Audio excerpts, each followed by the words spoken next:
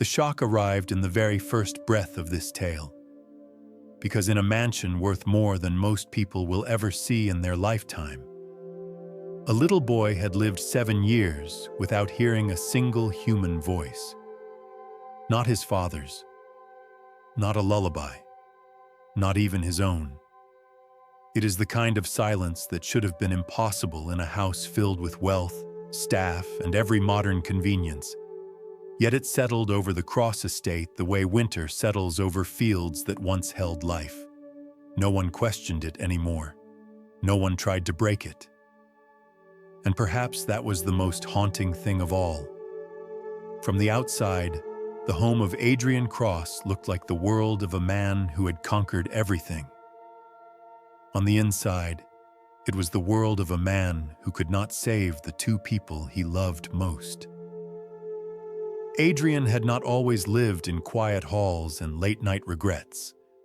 There was a time when he and his wife, Marina, would walk through these rooms with plans and laughter, their voices drifting upward like warm light. But that was before the night Marina went into labor, before the rushed doors and the sterile walls, and the moment when she tried to speak to him as the nurses wheeled her away. He remembered her mouth forming words, yet no sound seemed to reach him.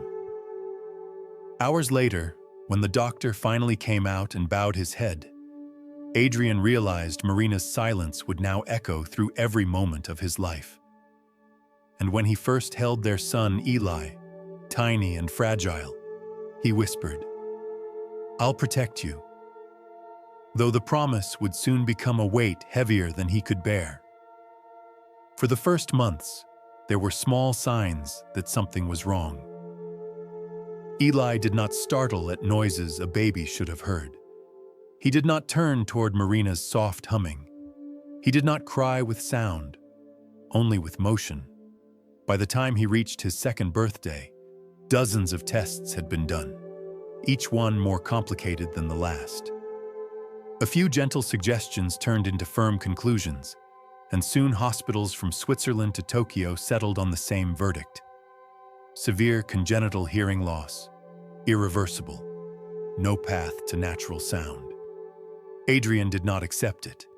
He flew his son to 9 different hospitals, stood in lobbies where hope was purchased in packages costing hundreds of thousands of dollars, and signed papers he never truly had time to read. The total would pass $5.6 million over the years, but money could not open the door that remained closed. Eli's world stayed quiet. The mansion adjusted to Eli, or perhaps it adjusted to Adrian's grief. The built-in speakers, once used to fill every corner with music Marina loved, had been switched off after her death and never turned on again. Staff walked softly, as if afraid to disturb something fragile. The long hallways echoed with nothing but the ticking of a clock, whose steady rhythm felt almost like a heartbeat that no longer belonged to anyone in particular. Even the gardens seemed subdued, touched by a hush that lingered long after the gardeners had left. Eli, for his part, created a life the best way a silent child could. He collected small model airplanes and lined them by color. He arranged toy cars in perfect rows. He watched the way people's mouths shaped words and built his own understanding without ever hearing the sounds behind them. Some children scream for attention. Eli never had the luxury. He lived with a gentleness that made people treat him like glass. But beneath that gentleness, there was a loneliness that could not be mistaken for calmness. Every day he seemed to drift a little further into a place where only he could follow. Adrian tried, in his own way, to reach him. He left Eli's bedroom door open at night, the way Marina used to, but Eli always walked over and closed it with his small hand. Not because he rejected his father, but because silence feels safer when you have no choice but to live inside it. Adrian watched the door close each time and felt something inside him close as well. The guilt that had followed him since Marina's death tightened around him. He wondered if some part of this was his fault. If he had failed Marina and was now failing their son. If grief itself had become another kind of silence, one that swallowed the sound of hope. It was into this world that Lena Brooks stepped on a cool gray morning, carrying a worn handbag and the kind of quiet determination born only in people who have known loss from a young age. She had taken the job at the Cross estate not out of ambition, but out of necessity. Her grandmother, Edith, had lived in a nursing home for years, and 5 months of unpaid bills meant Edith was at risk of being moved to a state-run facility where patients often waited long hours just to be acknowledged. Lena could not allow that. She had already lost her younger brother, Caleb, to an illness they could not afford to treat. She carried that weight every day, and it taught her something. When you have no power, you find strength in the smallest acts of care. Mrs. Aldridge, the head housekeeper, greeted her with a glance that held both caution and fatigue. She explained the rules of the house in a voice used to enforcing boundaries. No unnecessary conversation, no lingering in hallways, and above all, no entering Eli's personal space without permission. "You are here to clean," she said gently but firmly, "not to fix what the world has already accepted." Lena nodded. She understood fear when she heard it. Mrs. Aldridge had seen enough to know that involvement could cost a person everything. But Lena also recognized something else beneath the surface, a resignation that had settled over this house long before she arrived. Lena did not meet Eli on her first day, but she heard about him in the quiet way staff speak about someone they do not understand. Some believed he preferred silence. Others believed he didn't notice anything at all. None of them were right. Eli noticed everything. He simply noticed it in ways most adults had forgotten how to see. And while Lena did not yet know what role she would play in his life, something in her heart stirred as she stepped through the hallway outside his door. The silence felt too heavy, too old, as if waiting for the first person brave enough to question it. The night settled over the estate with its usual stillness, the kind that feels almost protective. Yet beneath that stillness, something had already begun to shift. Lena's arrival marked the first breath of change in a place where change had been feared for far too long. In the quiet of that first day, neither Adrian nor Eli knew it, but someone had finally entered their lives who could hear what no one else had bothered to listen for. Morning arrived gently over the Cross estate, laying a pale gold light across the windows, as though trying to warm a house that had forgotten what warmth felt like. Lena Brooks woke before the other staff, the way she always did. Years of working early shifts in small clinics and late shifts in diners had trained her to rise quietly, without disturbing anyone. She folded her blanket, tucked her hair behind her ear, and whispered a soft greeting into the stillness of her small room. She did this out of habit, even though she knew the sound stayed with her alone. Silence, she had learned long ago, is something you greet with care.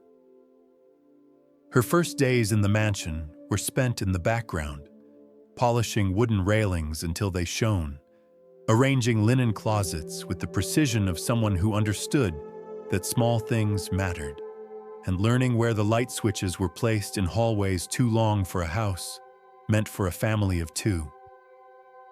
And though she followed every rule Mrs. Aldridge had given her, Lena's eyes, gentle, observant, trained by loss, noticed what the rest of the staff had stopped seeing. The mansion was full of signs that someone had lived in profound grief. Photos hung on the walls from years past, but there were none taken recently. The guest rooms were immaculate, but not one had been used in over a year. And everywhere Lena turned, she found objects carefully placed, as if they belonged to someone who had just stepped away.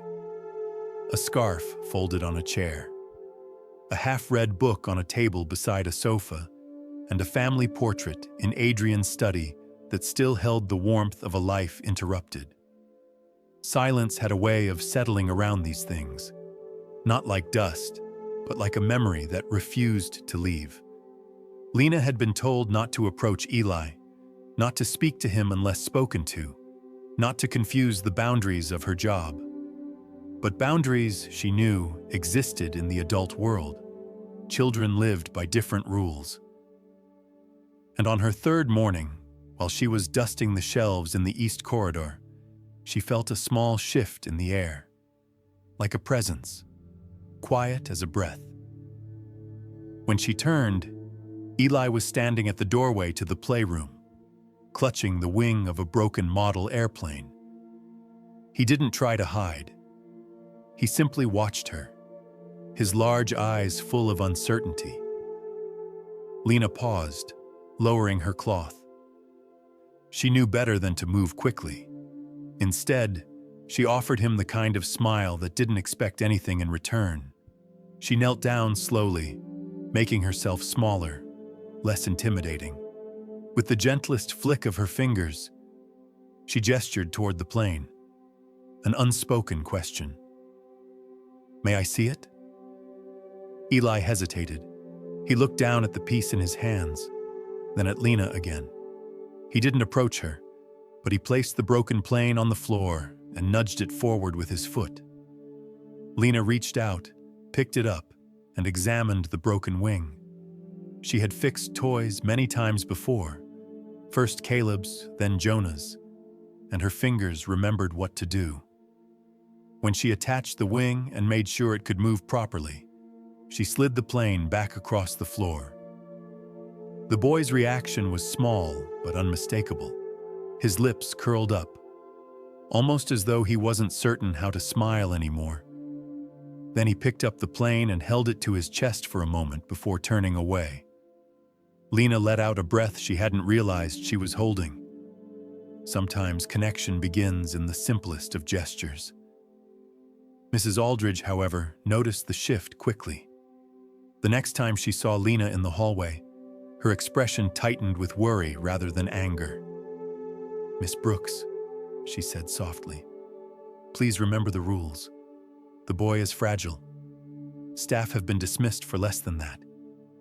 I do not wish to lose you so soon." There was fear in her voice, not for Lena but for herself. Lena nodded respectfully. She understood that fear too. But rules about distance tend to fade when a child begins to seek closeness. That afternoon, as Lena was organizing the closet on the second floor, she found a paper bird on the staircase. It was folded unevenly, its wings slightly crooked, as though made by someone who had practiced alone. When she picked it up, she found a small note underneath. The handwriting was shaky, the letters slanted, but the message was clear. "Thank you." She closed her eyes for a moment. Gratitude written by a child who had never spoken made the words feel heavier, more precious. She tucked the note carefully into her pocket, her heart warming with a gentleness she had not felt in years. Later that day, she saw Eli sitting near the window in the playroom, watching raindrops slide down the glass. Lena entered with slow steps. She placed another small paper bird beside him, not too close, not demanding attention, just close enough for him to understand that she had seen his message and cherished it. Eli touched the bird with 2 fingers, then lifted his hand and made a small, unpolished sign over his chest. He wasn't imitating any formal sign language. He was shaping meaning with what he understood. Lena recognized it immediately. The gesture said, "I see you," or perhaps it said, "Thank you again." Children, she knew, spoke with their hands long before they learned to shape words. Slowly, she pressed her palm to her own heart and circled it outward. "Safe," she mouthed. exaggerating the shape of the word so he could see it. It was not a lesson, only a reassurance. Eli repeated the gesture, then again, more confidently this time. Safe.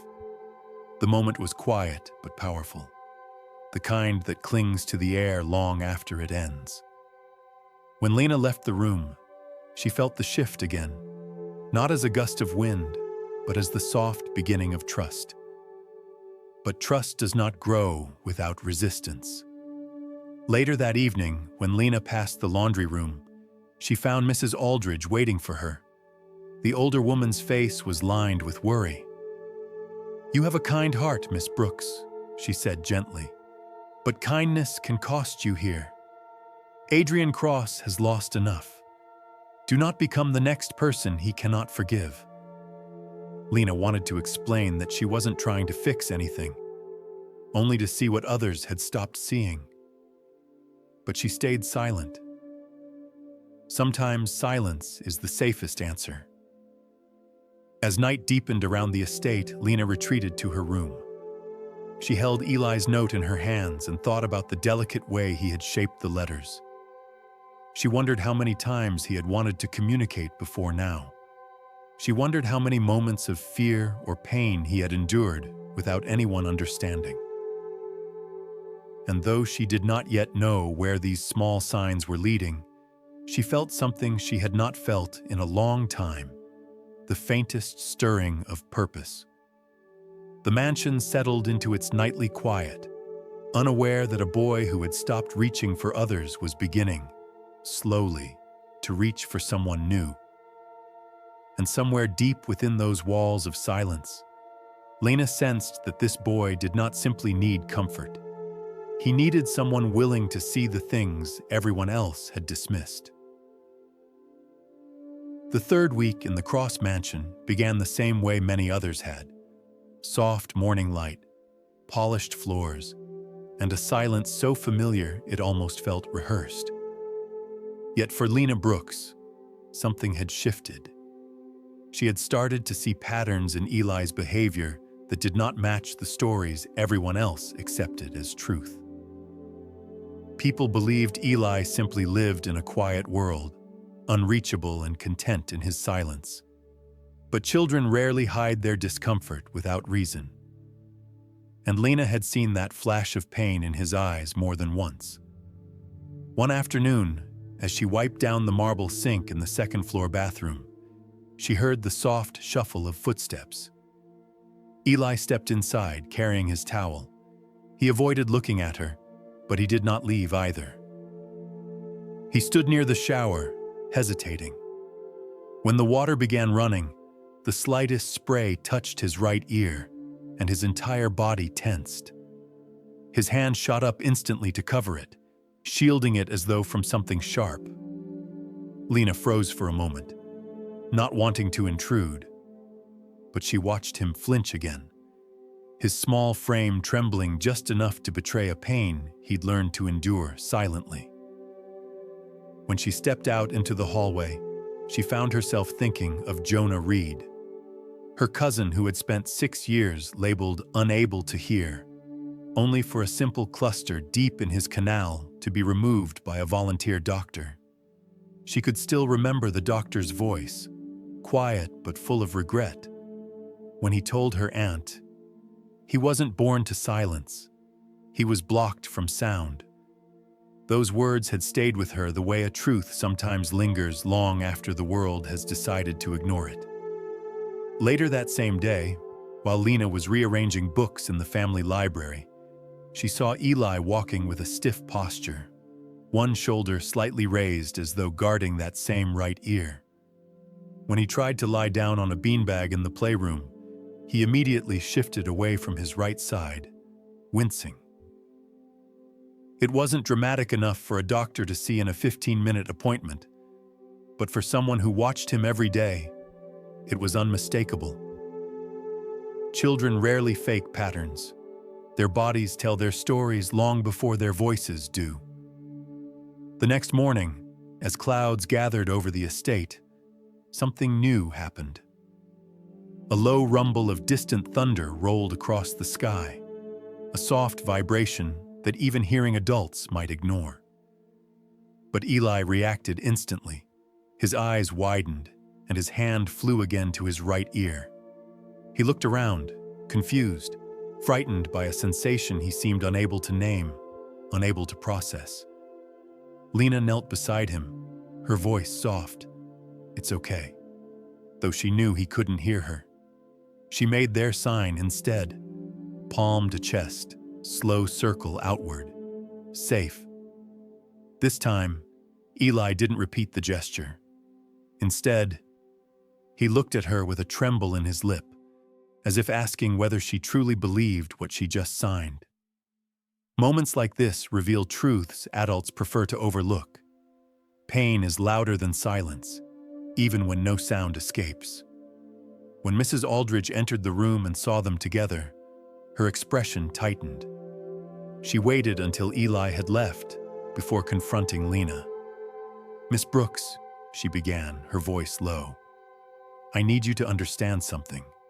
This house has seen too many people come in with good intentions and leave in harm's way. You are not a therapist. You are not a teacher. You are here to clean and nothing more." Lena listened, respectful and quiet, but inside something pushed back. She had known fear in her own life. Fear of losing family.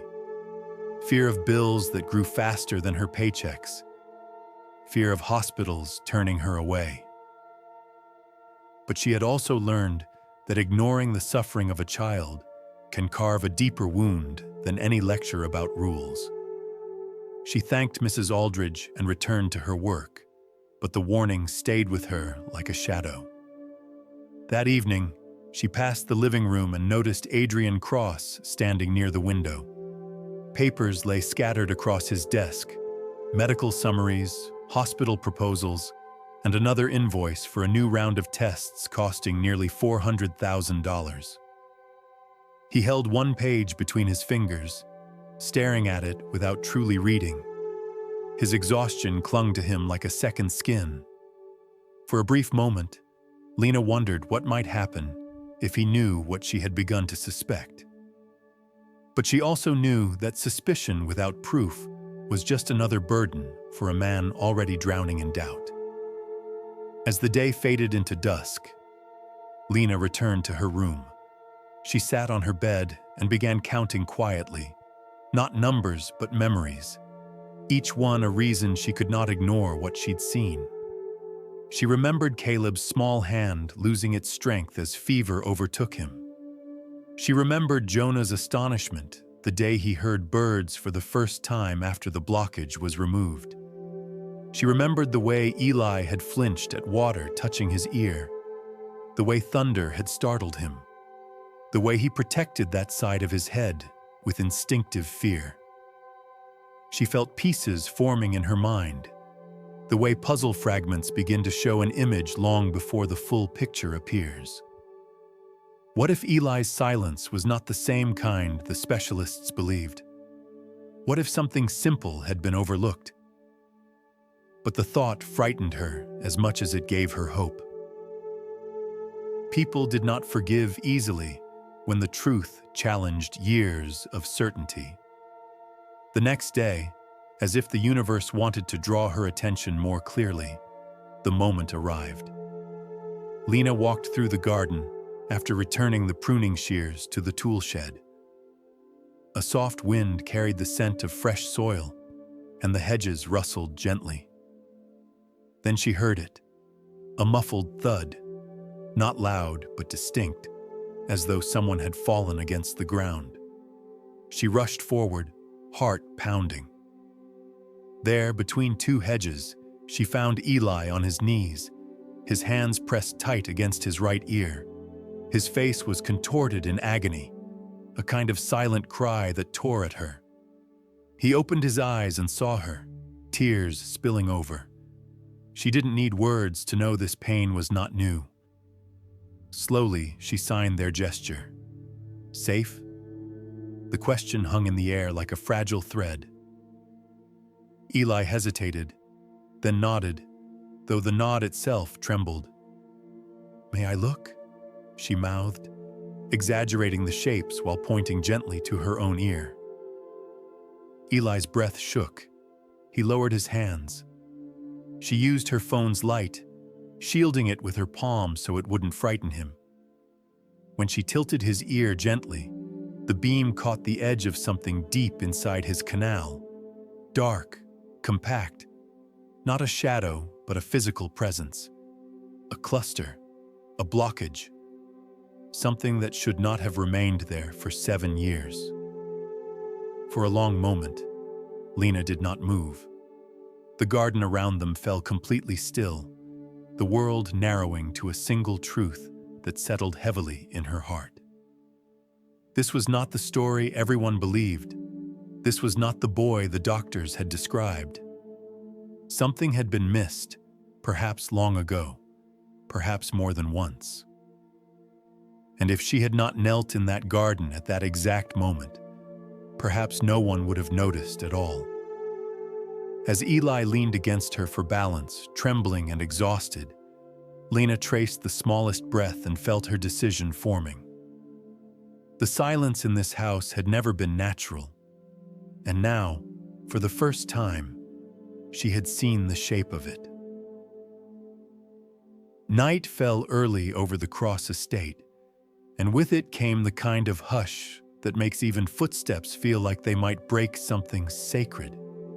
After the moment in the garden, Lena Brooks moved through her chores, as though walking between two worlds. The practical tasks she was hired to do, and the truth she now carried in her mind like a fragile lantern. She could not unsee what she had seen inside Eli's ear. The dark, compact mass buried deep within the canal was not a mystery to her. She had witnessed something like it before in Jonah Reed's case.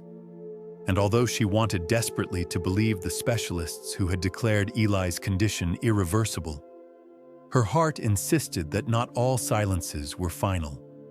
Eli had been taken upstairs by Mrs. Aldridge after the garden incident, and even though the older woman didn't fully understand what had happened, her worried glances showed she sensed that something in the house had begun to shift. Lena could still feel Eli's trembling weight when he leaned against her, trying to steady himself. A child's trust is a delicate thing. It had been given to her without words, without sound, yet it was the clearest plea she had ever received. Later that night, Lena sat alone at the edge of her narrow bed. The mansion around her was quiet, but inside her thoughts, memories stirred like leaves in a late autumn wind. She remembered the fear in her aunt's eyes the night Jonah was first taken to a clinic. They had been told he was beyond help. They had been told to prepare for a life without sound. Yet that life had been decided by people who barely spent 15 minutes looking at him. A volunteer doctor, someone without prestige or expensive signage on his door, had taken the time to examine every part of Jonah's ears. That doctor found what no one else bothered to check: a hardened cluster deep inside. He removed it in seconds. Jonah's hearing, though faint at first, began to bloom in the months that followed. Lena pressed her palms together and whispered into the stillness, "Please let me see the truth clearly." She did not ask for miracles. She asked only for the courage to act in a way that would not repeat the mistakes that had taken Caleb and nearly taken Jonah. Her voice trembled as she prayed, not because she doubted herself, but because she feared what might happen if she did nothing.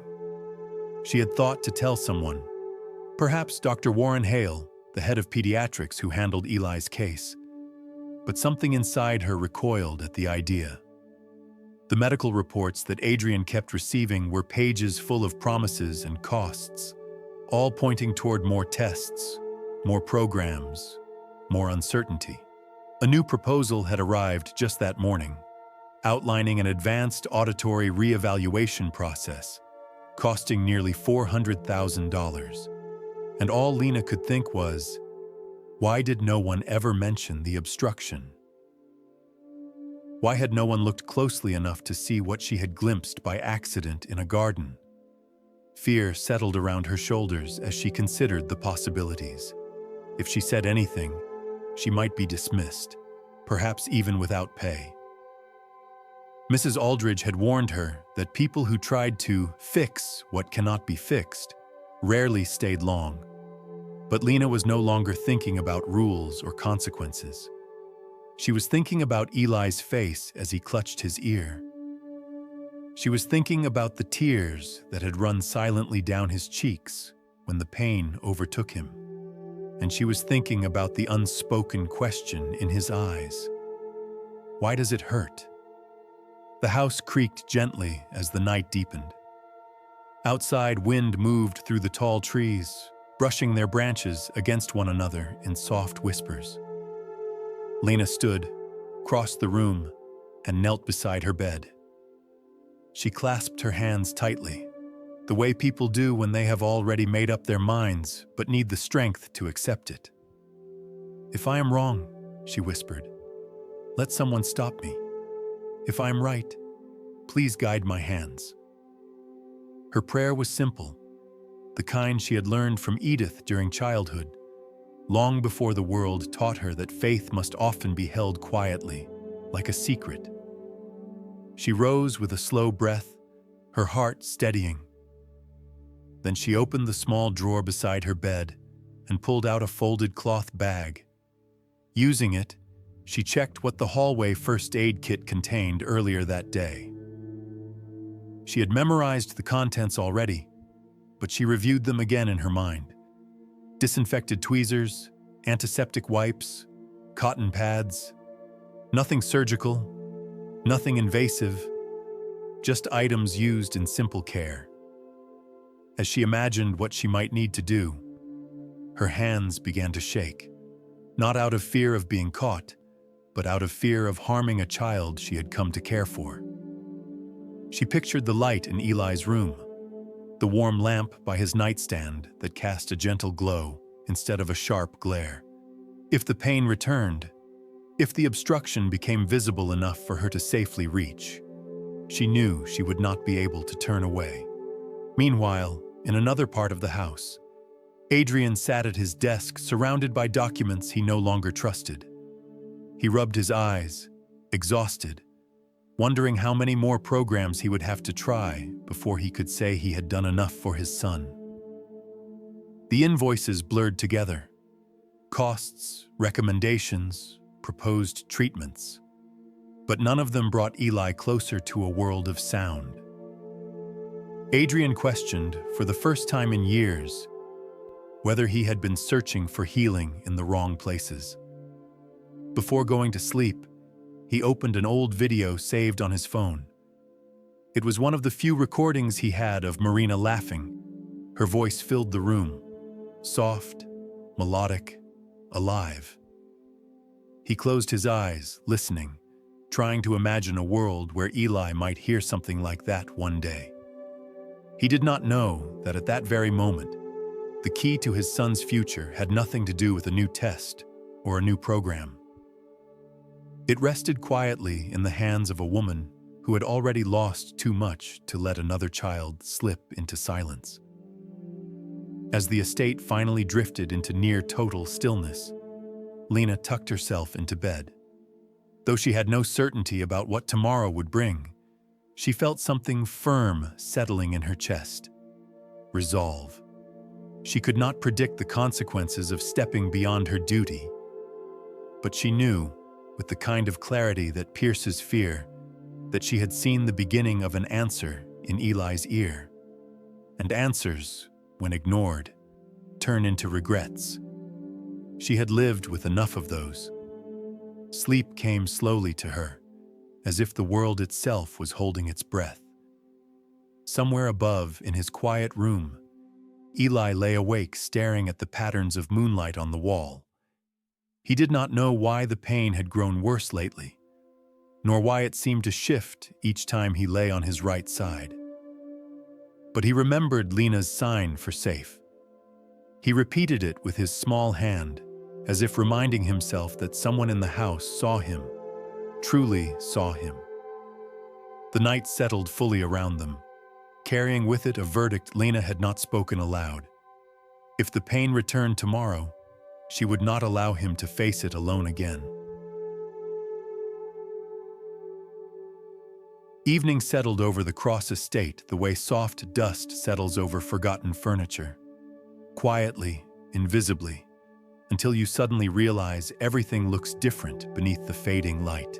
Rain had begun as nothing more than a whisper against the high windows, a hesitant sound that only grew bold once the sky accepted it would not be stopped. In a house where sound rarely meant anything, the rain might as well have been a painting. Yet on this night, for the first time in 7 years, sound was preparing to step across the threshold. Adrian had left shortly after sunset for a meeting downtown. He checked on Eli before leaving, smoothing the child's hair as gently as he could, though Eli did not react except to glance briefly at his father's lips. Adrian whispered, "I'll be back soon," knowing his son could not hear the words, but hoping perhaps he could feel the intention. Then he stepped out into the storm, unaware that the greatest change in his life would not wait for his return. Upstairs, Lena finished tidying the linen cabinet, folding the last of the blankets with careful precision.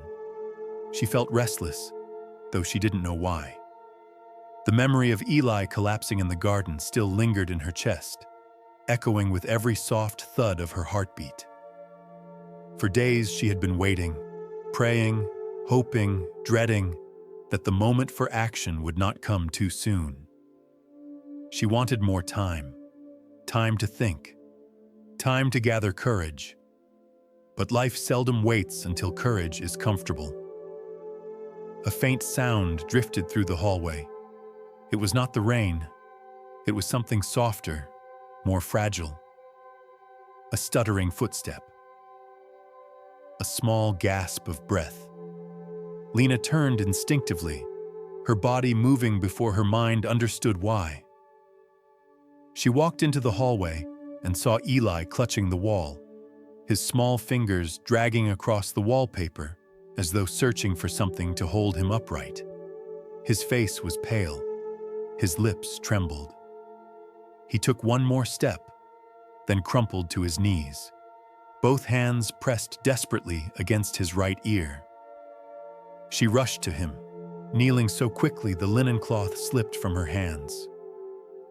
"Eli," she whispered, though she knew he would not hear the name. His shoulders shook with each silent cry. His breath came fast, too fast, as though pain itself was trying to steal air from him. Lena touched his hand lightly, not prying it away, but offering the steadiness of another presence. She made their sign, palm over her heart, slow circle outward. Safe. Eli did not repeat it. He was in too much pain to do anything but cling to her sleeve with trembling fingers. Lena leaned closer, letting her voice fall to a quiet murmur, the way one speaks to soothe a frightened animal. "I'm here," she mouthed, shaping the words clearly so he could see them even through tears. "I'm here." For the first time, he nodded into her shoulder. Lena took a breath. Her hands were shaking, but she steadied them against her knees. She tilted her head slightly toward his right ear, trying to catch a clearer glimpse. Under the warm glow that spilled from the bedroom lamp nearby, she saw it again. The dark, compact cluster lodged inside, unmistakable now that she knew what to look for. It sat like a stubborn gate, sealing off a world Eli had never been allowed to enter. She didn't move for a moment. Fear is a quiet visitor. It walks into your heart with soft steps, making itself at home long before you realize what it's done. Lena felt it now. Fear of hurting him, fear of being wrong, fear of crossing a line she could never uncross. But layered beneath that fear was something stronger. The memory of every child who had suffered, because adults convinced themselves that doing nothing was safer than doing the right thing. She looked into Eli's eyes and mouthed slowly, "May I help?" She pointed to her own ear, then to his. She waited. Eli, shaking and exhausted, lowered his hands. His breaths came unevenly, his eyes glistened with pain, but he did not look away from her. He gave the faintest nod. That was enough. Lena retrieved the hallway first aid kit, her hands trembling as she opened it.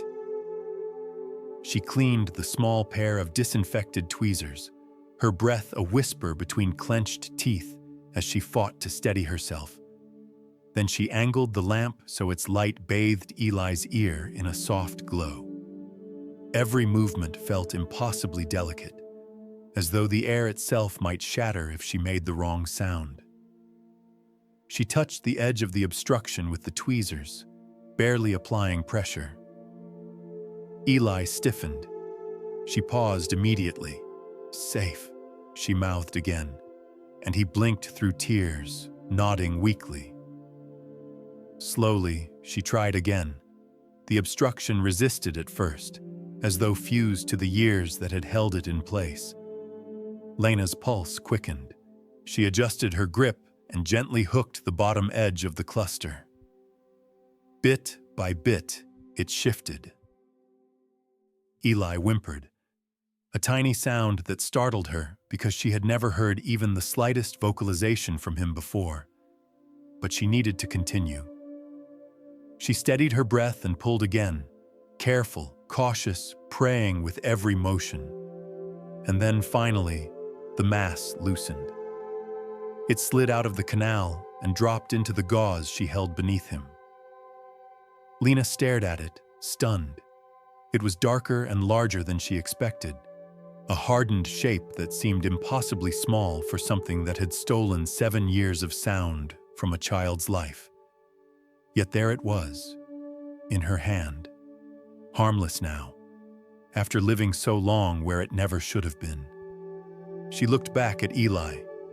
He was very still, blinking rapidly as though trying to sense what had changed. The rain outside tapped gently against the windows. A clock in the hallway ticked, steady and soft. Eli's head turned toward the sound. His eyes widened, reflecting something Lena had never seen in them before, a dawning recognition of something entirely new. He swallowed, breath shaking, and whispered, almost inaudibly, "Tick." The word was so faint it seemed like a dream, but it was real. He clutched his throat with startled wonder, as though the vibration inside his chest was a stranger he had just met. A tiny noise escaped him, a raw syllable, shaky and frightened. He looked at Lena, searching her face to understand what was happening. And then he tried again, forming the shape of a word he had only ever seen on his father's lips. "Dad." A single tear slid down Lena's cheek. She covered her mouth, overwhelmed by what she had just witnessed. After 7 years of silence, a child had spoken his first word. Not in a hospital, not in a therapy room, but in a quiet hallway, in the presence of the one person who had dared to believe his pain meant something. Eli leaned forward and wrapped his arms around her. His breath trembled against her shoulder.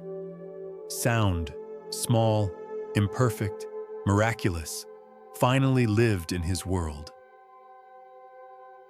For a few suspended moments, the hallway remained frozen in a kind of holy stillness.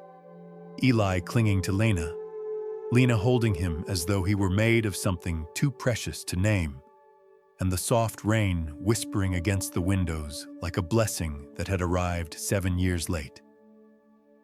But miracles, even the gentlest ones, rarely unfold without turmoil chasing close behind. The world tends to misunderstand what it cannot explain, and on this night, misunderstanding arrived in the form of hurried footsteps and a father's fear. Adrian Cross came home earlier than planned. His meeting had ended abruptly, and the drive back through the rain had filled him with a restless, uneasy intuition he could not explain. As he entered the front hall, the mansion greeted him with its usual quiet, but something felt different, like the calm before a storm he had not been warned about. He set his umbrella by the door and ascended the staircase, the soft glow of the hallway lamps guiding him toward Eli's room. Then he heard it, a sound so unexpected, so out of place, that for a moment he could not understand what his ears were telling him. It was not loud, it was not clear, but it was unmistakably human. A child's voice, strained and trembling, calling out in confusion. Adrian froze. His heart lurched. In 7 years, he had not heard his son produce even a whisper. He rushed forward. At the far end of the hall, he saw Lena kneeling beside Eli, her hands trembling, a pair of tweezers lying on the floor beside a piece of dark gauze stained with something he could not yet see. Eli's face was wet with tears. There was a small smear of dried blood near his right ear. Adrian's breath caught. His mind, unable to comprehend everything at once, leapt to the most terrifying conclusion a father could imagine. "What have you done?"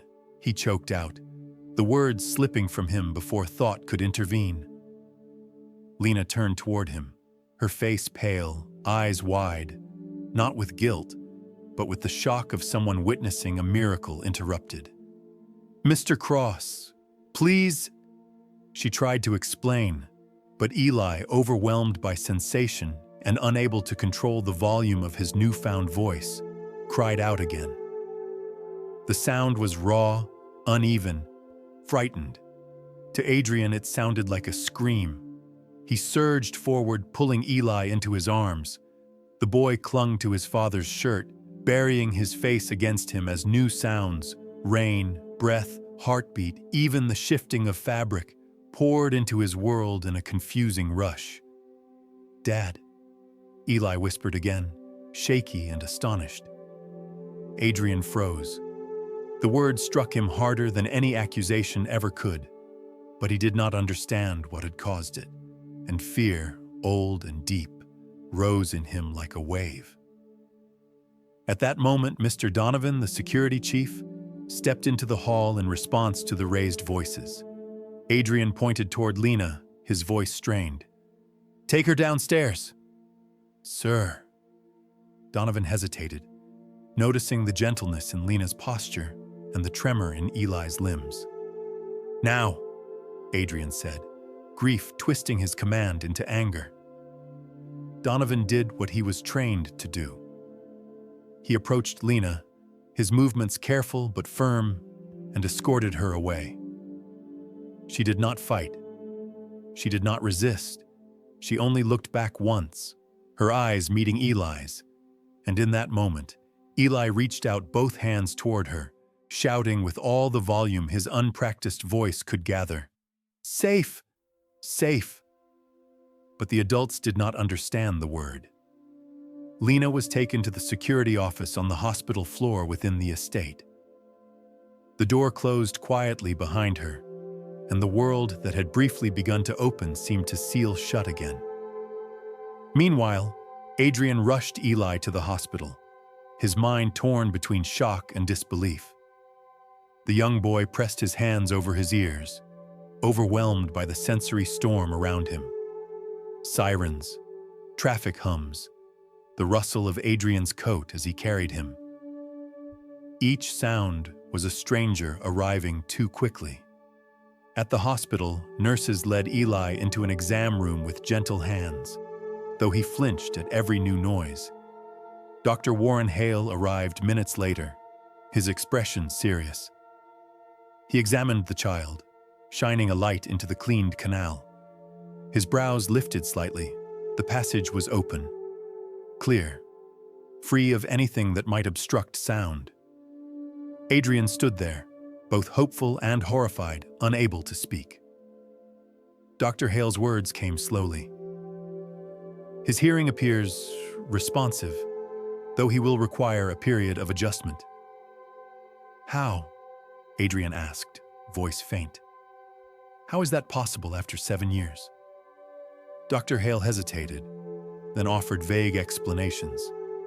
Something about late neural awakening, about unusual variations in auditory response patterns over time.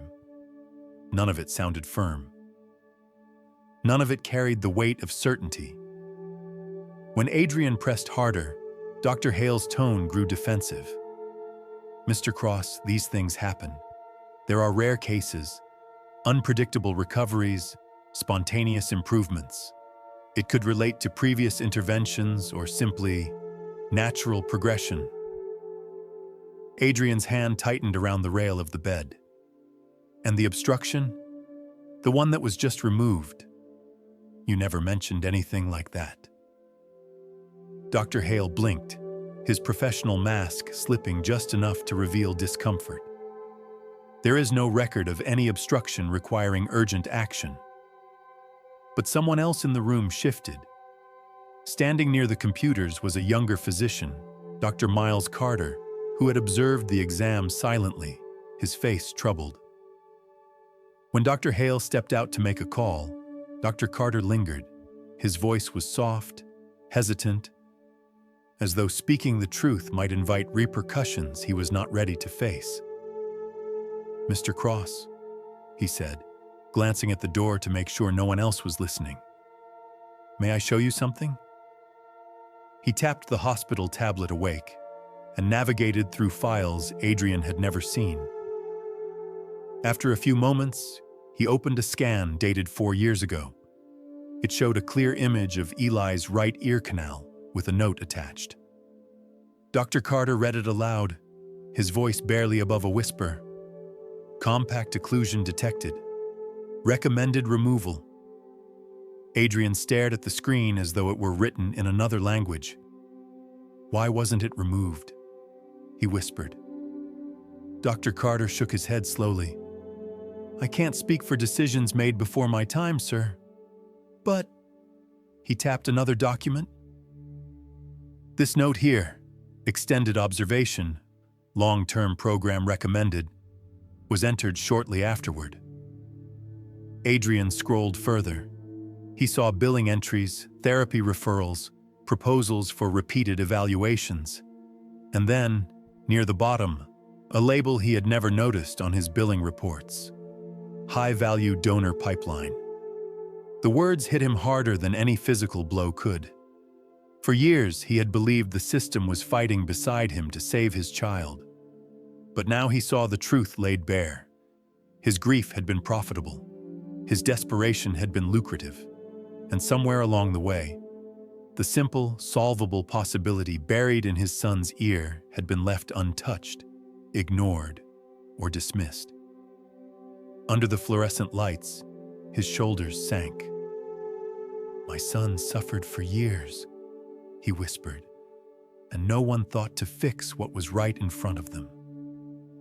Dr. Carter looked down, guilt etched into his features.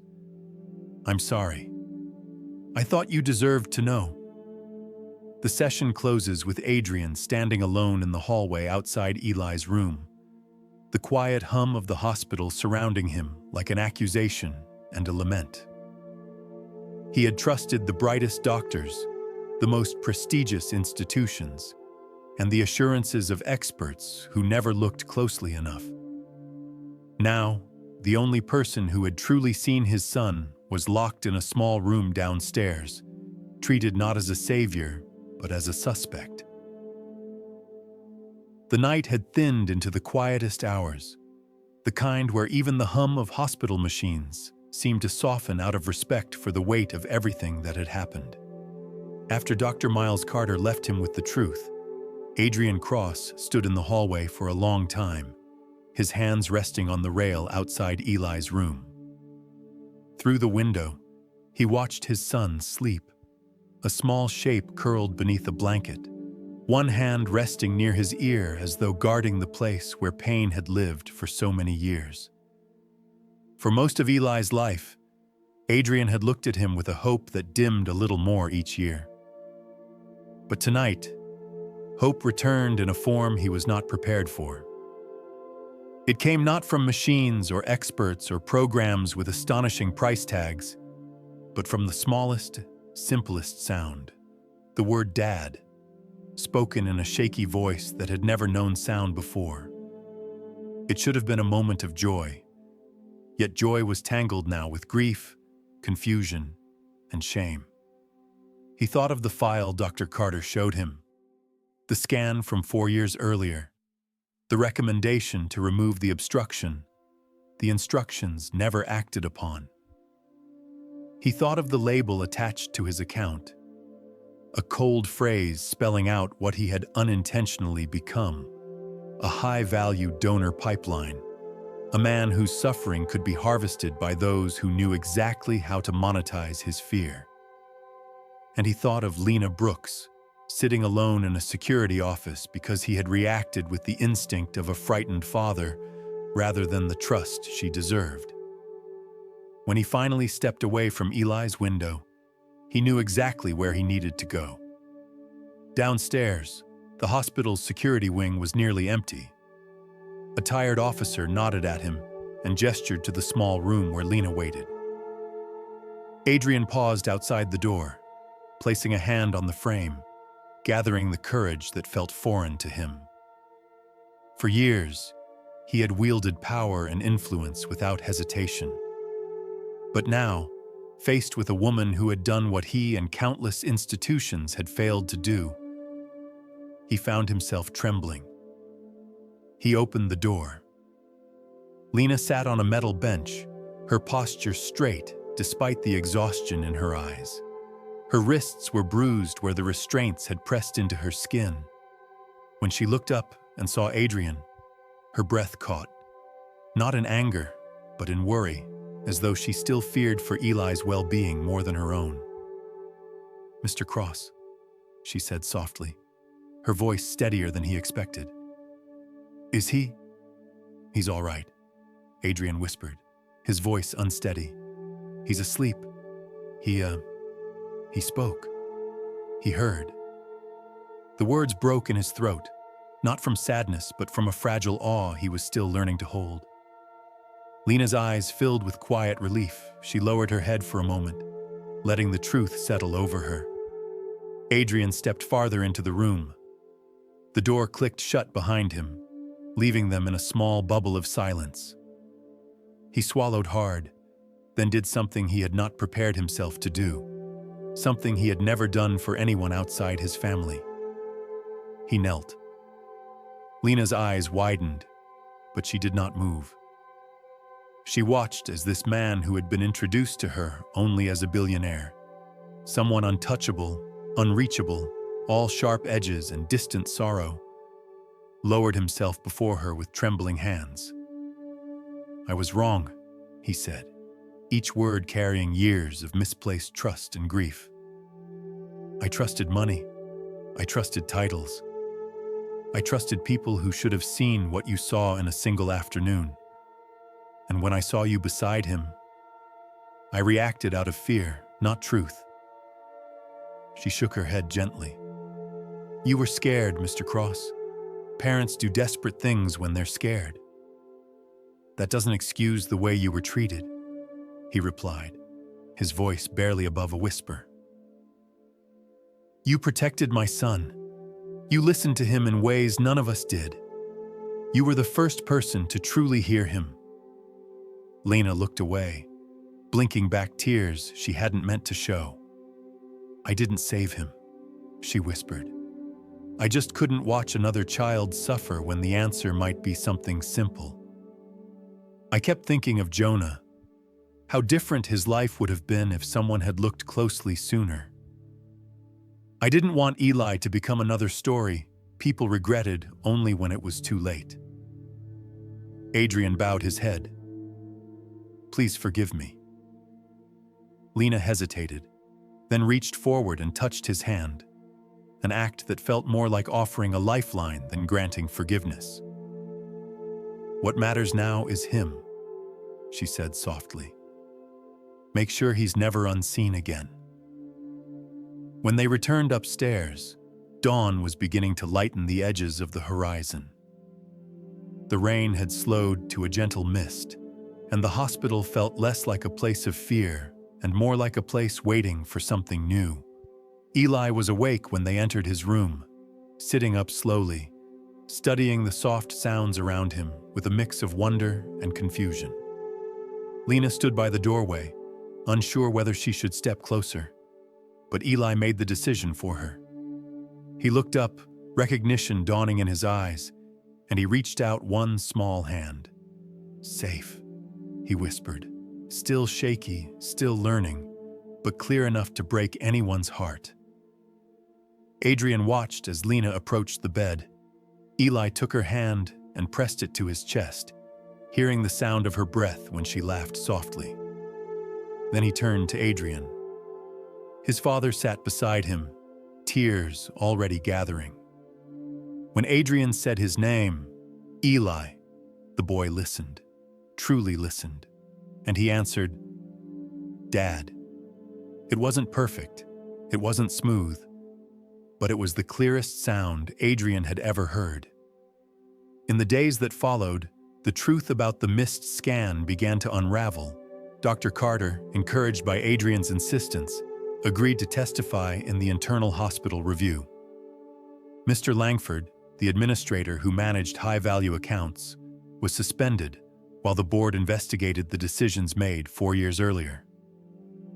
A team was assigned to audit similar cases. The patterns they found were unsettling enough to prompt major reforms. Yet throughout all the upheaval, the quiet victory remained the same. Eli had finally stepped into a world where sound existed. Back at the estate, life transformed in ways gentle but profound. Adrian invited Lena to continue working with Eli, but not as a maid. He offered her a role as a family liaison and advocate for other parents navigating pediatric hearing issues. She accepted with humility, promising to help families who didn't have wealth to shield them from a system that often forgot the powerless. One evening, Adrian stood in the main hall, looking up at the speakers built into the high ceilings, silent since Marina's death. With Lena and Eli beside him, he finally nodded.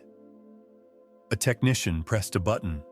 Soft music began to drift through the mansion, filling every quiet corner with a warmth that felt like life returning after a long winter. Eli laughed at the way sound seemed to come from nowhere and everywhere at once. He pressed his ear against Adrian's chest again and whispered, "I hear your heart." And for the first time, Adrian let himself cry openly, the sound gentle and human, a sound his son could finally hear. There are houses that hold history in their walls, houses that echo with voices long after the people who spoke them have gone. And then there are houses like the Cross estate, where silence had settled for so many years it had almost become a permanent resident. But silence, as Lena Brooks once learned through a childhood marked by loss, is not always the natural state of a place. Sometimes it is simply the residue of unspoken grief. And when grief finally loosens its grip, sound returns, not as noise, but as life brushing gently against the heart. In the weeks that followed Eli's awakening into the world of sound, the mansion began to change in ways subtle and profound. The difference was not in grand renovations or sweeping gestures, but in the softer shifts, the little moments that reveal a home learning how to breathe again. Every morning, sunlight entered the hallways differently, golden and warm, as if it no longer hesitated before crossing the threshold. Eli, once withdrawn into quiet rituals of toy planes and carefully arranged rows of cars, now walked with a kind of cautious curiosity, listening to the creak of the stairs beneath his feet or the whisper of his clothes when he moved too quickly. These small, ordinary sounds became stepping stones into a world he had never known but always sensed from a distance. At first, the noises overwhelmed him. The clatter of dishes in the kitchen made him jump. The sound of rain tapping on the windows still startled him. It was a delicate reminder of the night his life had changed forever. Even footsteps behind him caused him to turn sharply, unsure whether to expect comfort or confusion. But Lena stayed close in those early days. She taught him to breathe slowly when sounds grew too large, to focus on one noise at a time, to treat this new world not as an enemy, but as an opportunity to discover what he loved about being alive. She introduced him to simple sounds first: the rustle of paper, the soft clap of hands, the gentle ring of a small bell. Then, when he was ready, she brought out a wooden music box her grandmother had given her years ago. Its melody was quiet, almost shy, but when the notes drifted into the air, Eli's eyes widened with wonder. He leaned in so close his ear nearly touched the box, as though trying to memorize each vibration. When the music stopped, he tapped the box lightly, asking without words for it to play again. Lena wound it once more. Elsewhere in the house, Adrian began to rediscover sound in his own way. For years, he had avoided anything that reminded him of Marina's voice, keeping even her favorite songs locked away on old devices. Grief had made him believe that silence was the only way to honor the past. But watching Eli learn to navigate sound, from hesitant whispers to soft laughter, shook something loose inside him. He began listening again. Not to music at first, but to the rhythms of everyday life. The murmur of staff greeting each other in the hall, the distant bark of a dog in the neighborhood, the low engine hum of a passing delivery truck. He paid attention in a way he never had before, grateful for the reminder that the world, even in sorrow, continues to offer moments worth hearing. And slowly, he allowed himself to revisit the recordings he had long avoided. One night, after tucking Eli into bed, he stood in his study and opened the video that held Marina's last birthday celebration. Her laugh filled the room like sunlight breaking through clouds. Adrian closed his eyes and let the sound wash over him, not with the agony of loss, but with the gratitude of someone who had finally realized that memory is not meant to imprison. It is meant to teach us how to live. He played the video for Eli the next evening. The boy leaned against his father's arm, listening intently to Marina's soft voice. It was strange and unfamiliar to him, yet comforting all the same. When the video ended, Eli pointed at the screen and whispered, "Mom." The word was simple, imperfect, but filled with the quiet reverence of a child recognizing something sacred. The housekeeper, Mrs. Aldridge, changed too. For years, she had lived under the burden of past mistakes, believing that maintaining distance was the only way to prevent harm. But seeing Lena care for Eli with such tenderness stirred something long dormant in her. She began to soften, her voice warmer, her warnings replaced with gentle observations. One afternoon, she brought a small plate of cookies to Eli's room, setting them beside him with a shy smile. Eli looked at her, listened to the soft ceramic tap of the plate, and whispered, "Thank you." The older woman turned away quickly, wiping her eyes as she left the room. Adrian, wanting to mend more than just his own household, began setting in motion the reforms that Dr. Carter's testimony had made possible. He backed the creation of an independent review board for pediatric hearing cases, offering resources to ensure no family, wealthy or struggling, would be overlooked again. He quietly established a fund in Marina's name to help families who could not afford evaluations or follow-up care. The fund was designed not to advertise his generosity, but to honor a woman who had believed deeply in compassion without recognition. Lena accepted the new position Adrian offered her, choosing to work not only with Eli, but with other families who needed guidance. She spent her days listening to parents who felt unseen by the medical world, helping them ask the right questions and reassuring them that sometimes answers hide in places even specialists forget to check. She found purpose in this role, as though the losses from her past had gently shaped her into someone capable of preventing future grief. But even as responsibilities grew, she always set time aside for Eli. Their bond, formed in the quiet corners of the mansion, deepened with each passing week.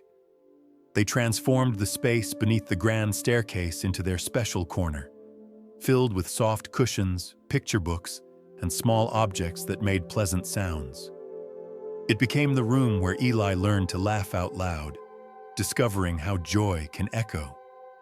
One evening, as twilight settled across the estate, Adrian gathered with Eli and Lena in the main hall. The technician had returned to make a final adjustment to the mansion's speaker system.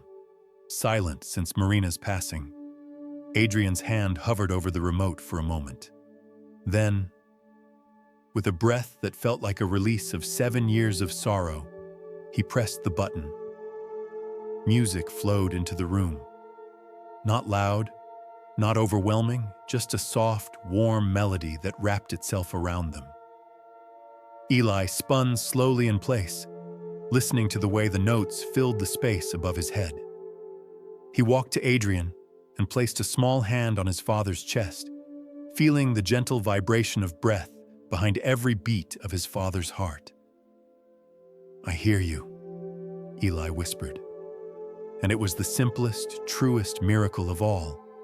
Not one born from wealth or machines or promises, but from someone who refused to accept that a child's silence was the end of his story. In the glow of that evening, the house finally breathed again. It held laughter. It held memory. It held hope. And as the melody drifted down the long hallways, the narrator leaves a final thought meant not to stir the mind, but to soothe the heart. Life does not always give us miracles in the shape we expect. Sometimes they arrive quietly, in the hands of someone overlooked, in the courage of someone who acts without permission, in the voice of a child speaking his first word after years of waiting. And when that moment finally comes, it reminds us that no silence is too deep to be broken by love.